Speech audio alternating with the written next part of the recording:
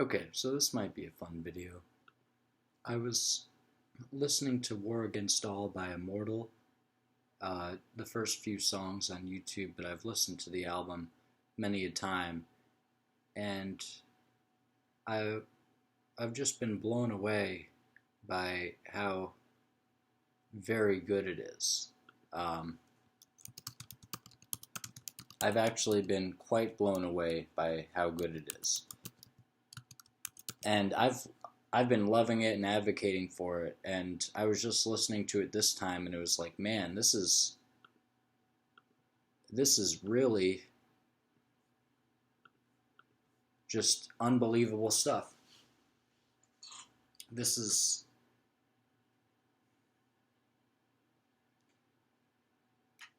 this sounds like the culmination at like the end of some kind of high fantasy novel or some like great like Lord of the Rings style movie, where the characters have been through endless years of pain and all suffering, and they came to this clearing, or they've sort of like hidden away for a while, maybe. As I saw in a YouTube comment, someone said this is Demon as like erupting in anger after hiding away for years or something, but or something like that. But it sounds like basically they've been like in hibernation, or just like in like great constriction for years, and now they're turning their face to the winds, and the winds are blowing at them, and they say, "War against all," and like it's really really great. And I was thinking, well, there are and but the thing is, most of the usual metal YouTubers like Quest for Metal and the Metal Meltdown, those guys I'm thinking of in particular, but seemingly most of the metal YouTubers just really aren't giving War Against All by Immortal much attention. But also when they do give it attention, they say like, oh, it's boring, or it's blah. And I don't know. I mean, I probably haven't listened to a tenth of the metal that either of those guys have listened to, but this album, I was thinking of, when I was listening to it earlier, I thought, well, I know good when I hear it, and this is just so good, and it's gotten better. It sounds a little accessible, and it feels like, if you have some more of that accessibility, things might sort of get less interesting over time, but this one has just gotten even better over time, but it started out good. And so what are my top 10 most underrated metal albums? Okay, so let's go through the list. This was just sort of a quick list. I didn't put a lot of pre-planning into it. It was more like an inspiration type of thing, so we'll see how much sense this makes. But anyway, this is a list as I have it. So number 10, Fear of the Dark by Iron Maiden. Oh man, Fear of the Dark. It took me a while to get into this one, as will be seen with the next pick on this list by the same band. But Fear of the Dark by Iron Maiden took me a while to get into, and for a while it was just like, yeah, like I had Edward the Great, the Iron Maiden great or an Iron Maiden greatest hits album. And I remember always liking the Fear of the Dark song they had on there, although it was a Rock in Rio live version. It wasn't the original version. But it's like, yeah, I like the song Fear of the Dark, and apparently it's sort of a staple of their catalog in live shows, and just people tend to like the song Fear of the Dark. But the rest of the album just seemed kind of unpleasant, kind of like, just kind of sort of like low vibrational, kind of like, just... It just seemed like kind of bland. And for a while, and unpleasant. And so for a while, like I'd keep listening to it, thinking like, yeah, it's Iron Maiden. I'm gonna keep listening to it. And eventually, I realized the sort of vibe of Fear of the Dark. Most of it is actually more of like a cool nighttime kind of lounge music vibe. Like it's more of like a. I sent Metal Meltdown an email or two about it. It's more like, but he never responded, of course. But you don't anticipate people just responding to emails sent out of the blue. But nevertheless, he had like said something about how he didn't like it, and it's like I have sort of described it as it's like Steely Dan, like it's an Iron Maiden album that you would do well to listen to, like you would listen to a Steely Dan album, chilling out, like just lying back, like yeah, like oh, not Sultans of Swing, that's the Dire Straits, whatever. Age Chinese music and the boo doo doo doo doo doo doo doo doo doo doo. It's like doo doo doo doo doo doo. Like the album really has that kind of feel, like similar to like Aja by Steely Dan. I'm no big Steely Dan expert, but I like them enough to have put them on my top 10 bands on mattthoughts.com anyway. I have one album by them. I don't know if I have a single other one other than Aja. I don't know if I've ever listened to a single other album, at least maybe. I don't know if I've ever listened to another album in full of theirs, but I love what I've heard by Steely Dan. And Iron Maiden has that sort of like, in Fear of the Dark, if you listen to it a little more like kind of like just hanging out, like do do do do do, then maybe a song like, I mean, of course it's a little more aggressive than Steely Dan in some cases, but, it's just some of that stuff is you're surrounded by the bastards till the day you die. Yeah, it's great. Now the next album on the list is A Matter of Life and Death by Iron Maiden. Now this is an album that they actually stubbornly like played in full during their tour for that, following that album's release, or sort of around that album's release.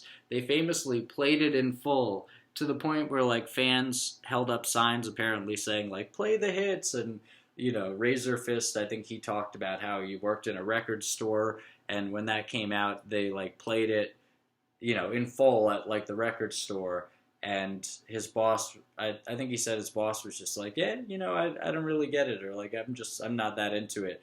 And this is an album that takes a while to get into. It is kind of a big grower, but it's really good. A Matter of Life and Death, it's really good. Like, it might be Iron Maiden's best album. Am I going to say Fear of the Dark is like, am I going to say, well, it might be Iron Maiden's best album? It's like, there are some albums that I might put ahead of Fear of the Dark, but with A Matter of Life and Death, it's like an epic war movie in an Iron Maiden album. And it tells just this beautiful story. Well, not beautiful, it's a horrifying story, but this like person who's just sort of like aimless and directionless in life in the first song, and they're just kind of like, it was a song Razor Fist quite accurately, he's like, it sounds like the theme song to a CW show. It sounds like the theme song to Gilmore Girls, basically, like the first song on A Matter of Life and Death. But it's so good as a setup, because it sets up this character who's like aimless, and he's just like, I don't know what to do in my life, and I'm just, like just sort of what John Paul Sartre might have talked about as like sort of the anxiety of freedom or something. I think maybe Sartre or whatever, Sartre. I think Sartre, he might talk about like the anxiety of freedom, or maybe some existentialist people do, where it's like, I think it's like you're condemned to be free is one of his statements or something. And so it's sort of like this person just wondering what to do and not feeling kind of, I don't know, I might even look into that song's lyrics for, like, maybe he talks about some of the propaganda. Maybe there are subtle references to like how it might have his feeling kind of aimless and his feeling kind of like, like that might have been caused or helped along by propaganda. I mean, maybe not. I don't know. I think it's particularly about like World War One or something, but is it? Maybe not actually. I don't know. But is Benjamin Brieg a World War One character? I think he's in that album. Maybe he's another one, but no, is it that album? Anyway, some of those that era Iron Maiden albums sort of come together for me. But I will say, like for example, A Matter of Life and Death, Dance of Death, and The Final Frontier.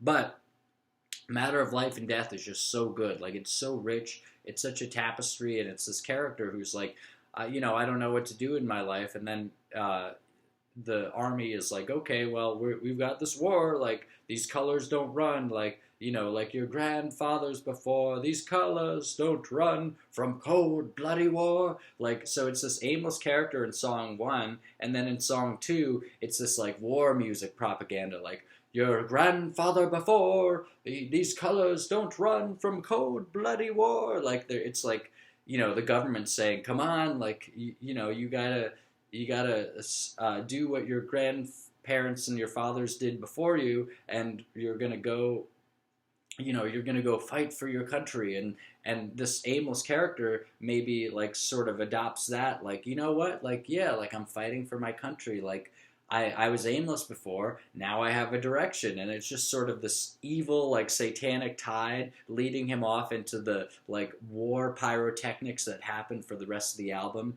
It's an incredible album, and it's just, it takes a while. I had it, I think if you go to mattthoughts.com, I think it's second to last on my list in the Iron Maiden ranking. I had it like, I say, but it grew, and now it might be like number 1. Now here's a pretty big one. The Great Heathen Army by Amon Amarth. Something, this album, it sounds, when I first listened to it, I think it was the last Amon Amarth album that I actually hadn't listened to yet. And it wasn't like I was just going chronologically, how I listened to their albums. Like, I didn't listen to it until last. And I was anticipating like, oh, it's just sort of Amon Amarth kind of tired, kind of spinning their wheels, kind of doing the Viking shtick, and, just like, get in the ring, you gotta fight like a Viking, and, like stuff like that. Not that I dislike really any of their albums, but it sounded like that was sort of like maybe what it was turning into. And over time, I started to actually really get into it. I think one of the songs that helped bring me into it was The Serpent's Trail. It's one of the last songs, if not the last song on the album. It's so good. Like, and I guess I just didn't realize it, but I was realizing like, wow, this song is like War Against All by Immortal. And many people might laugh and say, yeah, it is. But no, like, the song is like something off of there where it's a little less immediate. It was a little less immediately appealing to me, but it has sort of like revealed itself in a similar way, like to have sort of a similar feel of like those songs where it's just like this, like you get lost in this sort of sense of like epic kind of thirst for vengeance, like a 37-year-old slight against you, and you're just like thirsting for the vengeance of like decades ago, and like it's like you're at the end of a long journey, and like you've been following this dragon along, and like here it is, and oh, here's the dragon, and then it's like the sort of like climactic but also kind of like anticlimactic because it's just been so long and grueling, and it's just like you're so tired, and it's like the end of fucking like a Wolverine movie or something. And I'm no like big superhero movie watcher, but it's just sort of this like tired kind of anxious aggression. Or not even anxious, really. It's just sort of this resigned, like, fight that is still epic, but it's epic in sort of, like, a resigned, like, world-weary way. And after I got into that song a little bit, like, the rest of this album, The Great Heathen Army, I'm not going to sit here and tell you it's like the best Amon Amarth album necessarily, but it's so good. Like every song has sort of opened up, and what before sounded sort of like bland, kind of spinning their wheels, like Amon Amarth brand songs, everything's starting to open up, and it's just like, you know what, like this sort of feels like War Against All, but like Amon Amarth's War Against All. It's one of actually many albums that have come out by like older bands recently where it feels like if that was their last album, like, you know, it feels like they're sort of making a big statement for that last one. Like even like Dragon Force, really. I mean, they're not quite as old, but with extreme power metal, it's like if that's their last album, you know, that that album could be on this list as well. It's not, but it could be. But if that's their last album, like I think partially because like the people who do tend to like extreme power metal tend to praise it fairly highly. But it's like Senjutsu by Iron Maiden, 72 Seasons by Metallica, a little bit, War Against All, The Great Heathen Army. I think there's been other stuff too, where it's like, you know, a sort of aging band comes back around with something that's really freaking cool. And you know, Megadeth's Sick, the Dying, and the Dead, it feels a little too disappointing for me to put on that list. It's just like,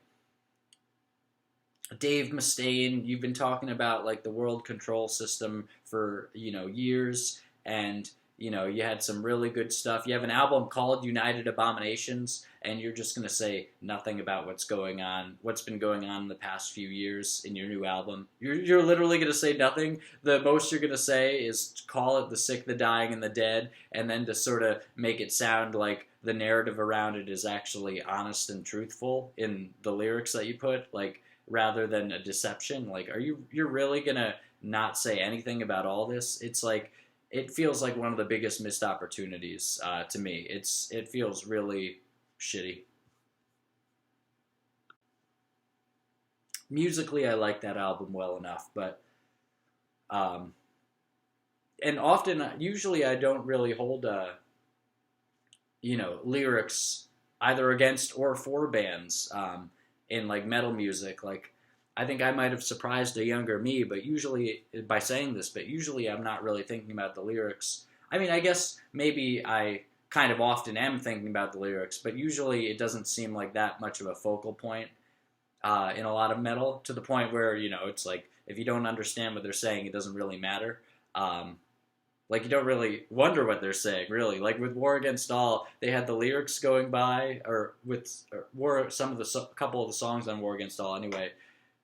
Actually, I think it was with the song War Against All. They had the lyrics going by on the YouTube video of it.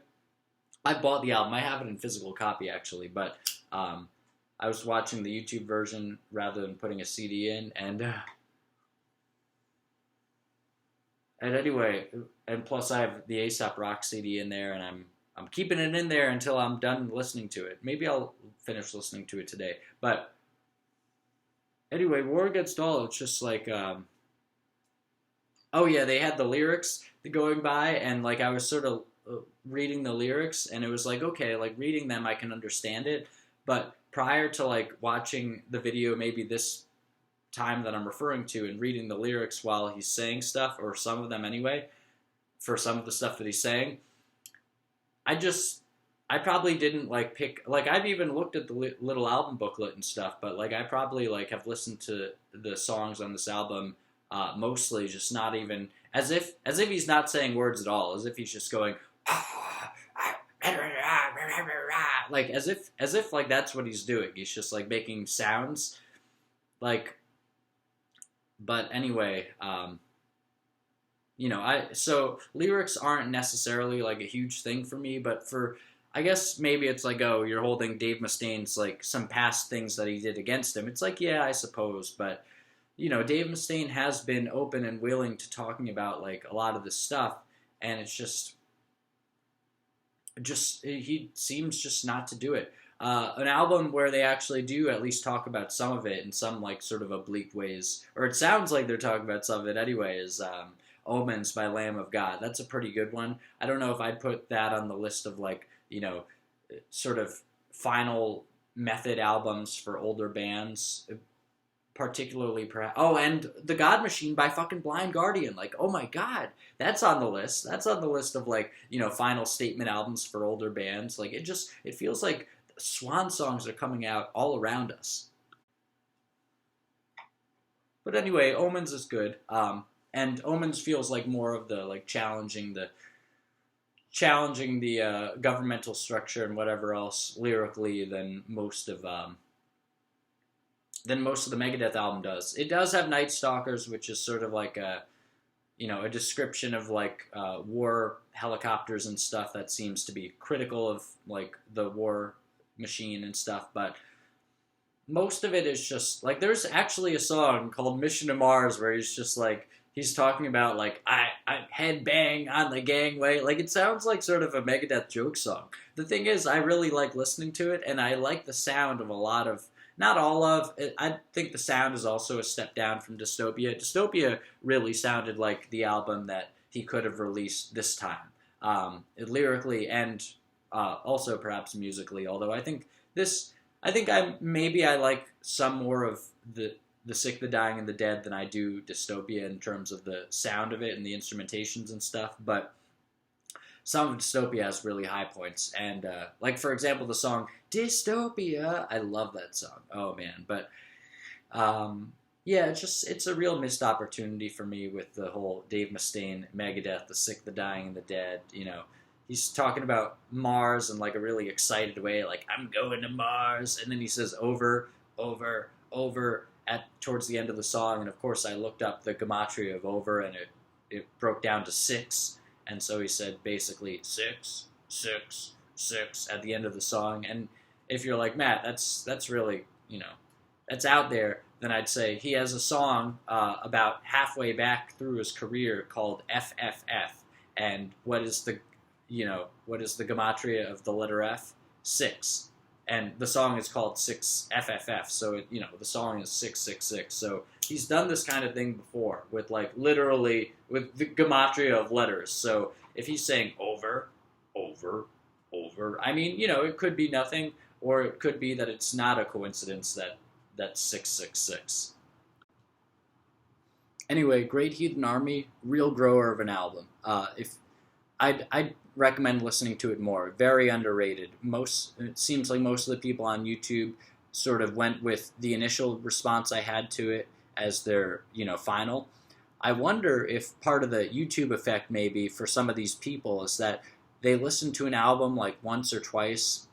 I mean, I don't know how many times the usual YouTube reviewer will listen to an album before doing a review, but perhaps they just like listen to an album once or twice or something, and then they're essentially like giving you their first impressions, and then it's like, well, that's what Questy thought about the album, or well, that's what the Metal Meltdown thought about the album.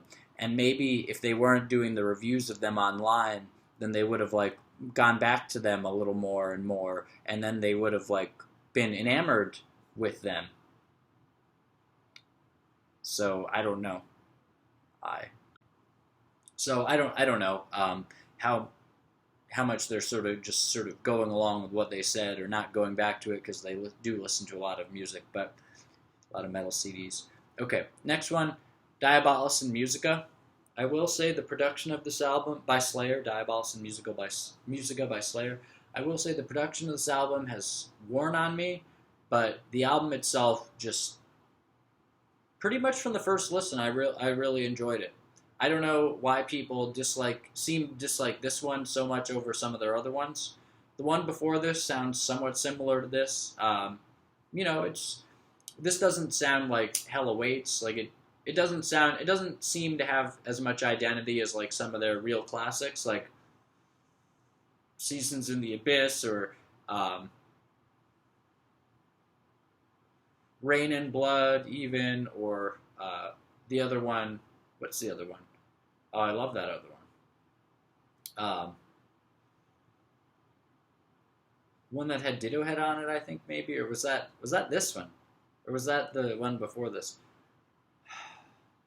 Anyway, the Slayer albums. I mean, this doesn't feel quite like the Slayer of like some of their first five albums or six or five maybe.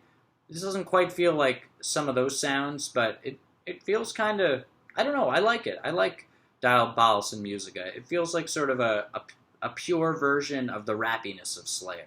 It's like the rappiness of Slayer having its own like sort of crystallization in an album. Maybe that's why a lot of people don't resonate with it because they're not into rappiness as much anyway. But it doesn't sound new, and this may sound weird after that, but it doesn't sound new metal-y to me as much as it just sounds like another Slayer album, and a pretty condensed one. A pretty it doesn't feel like it has a lot of like breathing room, or it doesn't feel like it has a lot of like sloppiness. It's just like it is what it is. It's condensed goodness. I like Diabolos and Music. I do. I've never listened to Il Divinium Insanus by Morbid Angel, or I haven't listened to it yet anyway. I probably will listen to it soon enough, but I'm not sure if I'll like that album, but as an album with a similar name, I really do like this album by Slayer. So, yeah, it.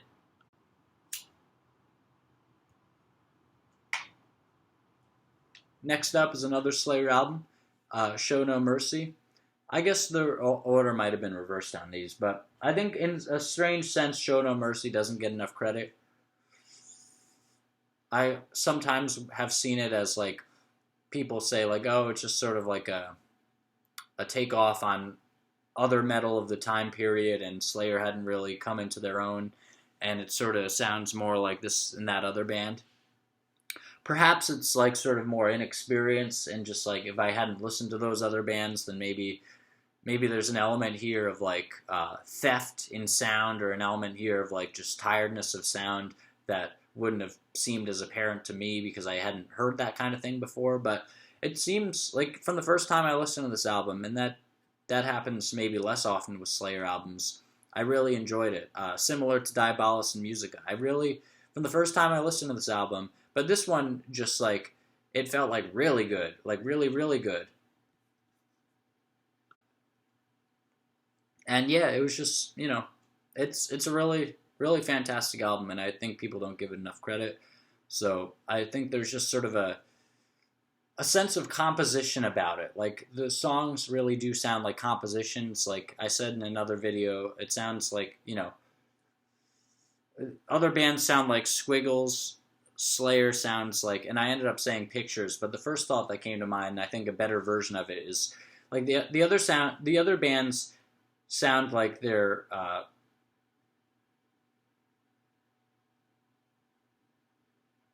like composing with the squiggles or something, and it sounds like Slayer is composing with words. It's just I don't know. Something about it is really good, or it sounds just like Slayer is writing in words. It sounds like the other bands are writing in squiggles, and Slayer is writing in words with this album. So, here, so. Now let's see if I can do the rest top five in one clip. Okay, so 6 was Show No Mercy by Slayer. 5 is Mesmerized by System of a Down. I think there's a line in the song Question on that album where Serge says, "Sweet berries are waiting for you, so ghosts are no different than you." I think he says sweet berries are waiting for you or something. I don't know, maybe I'm making that up, but the album sounds like sweet berries. Like this album, System of a Down has one of the like most interesting little careers of all metal, and I don't think System of a Down overall gets enough credit at all. But like they were very popular, or popular enough, but I think people don't tend to talk about them that much. And they had a great career, and Mesmerize, I'd say it was, I haven't been as much of a fan of Hypnotize, but Mesmerize was the second to last album, and sort of like the side A of Hypnotize and Mesmerize. And it was like the load, it was to that Hypnotize's reload, but, or something like, I don't know, wouldn't want to say that necessarily, but Mesmerize is really good, and it has some really energetic songs. It has some great singing by Serge. I don't know if Serge ever sounded better. I don't know if their guitars and stuff ever sounded better. Is it Darren, the other guy who sings, or Damien or something? Darren? I think it's Darren. Darren sounds really good, and like he's in it a lot, and the lyrics are like really punchy and sometimes like kind of cartoonish, and like some of the lyrics are it's sort of like the lyrics sort of veer into crassness for crassness' sake, or it sounds like that. It sounds like sort of like a 3-year-old saying "fuck," "shit," "fuck," "fuck." Like hopefully there aren't that many 3-year-olds saying that stuff, but it sounds similar to that. But there's an energy to this album, and I really like it. And I think it's like a really top tier, or at least like it's a top tier of what a metal album can do. Does it come together quite as well as it could have? If it did, maybe it would have been like talked about more as like an all-time classic, but it's got some really good stuff, and from beginning to end it's just really enjoyable for me. Okay, the next is the Bedlam and Goliath by the Mars Volta. I think people don't consider the Mars Volta metal. I'm not quite sure why, because I mean it sounds to me like they sound pretty metal, and if Linkin Park is considered metal more generally, then I wonder why the Mars Volta wouldn't be. Um, but anyway, the Bedlam and Goliath is just a titanic monster of an album. It's nowhere near Francis the Mute or Deloused in the Comatorium, but it's got a lot of fun stuff. And the song Goliath is just really incredible. And if you watch that music video, maybe you'll start to realize, like, wow, like I sort of have gotten to the vibe of this album, because the album sort of has a really strong muscular vibe throughout, and it's pretty damn good. Next is Self-Titled by System of a Down, their first album, or their first mainstream major release or whatever, studio. Really good, really, really good. This album, I think, does deserve to be talked about with some more metal classics, totally, or almost totally, if not totally. It's really energetic stuff. It's really biting, like, lyrics and stuff.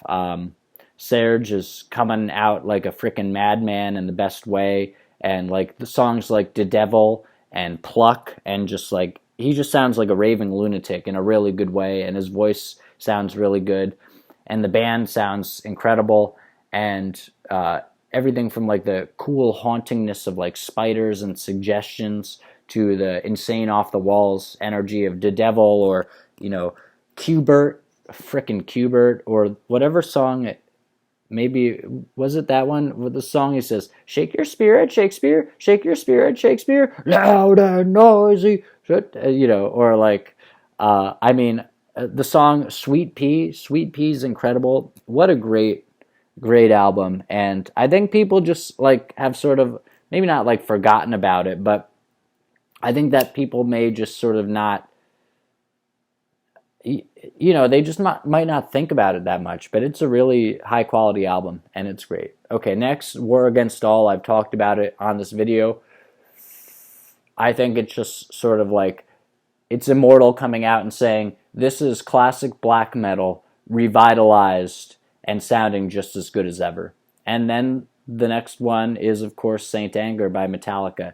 And if ever there was an anger concept album where it sounds like a bunch of guys, or at least someone who has just gotten shit on and taken advantage of and pushed down and pushed down and pushed and pushed and pushed and beaten and like irritated and like poked at and shit on and like beaten down and pushed and pushed and pushed into a little room, and just the door slams shut and people are screaming at them through the walls, and it's just and like somebody comes in and beats him and beats him and beats him and beats him and beats him and beats him and beats him and beats him and beats him and beats him and beats him and beats him and beats him and beats him, and then this is the album that he made.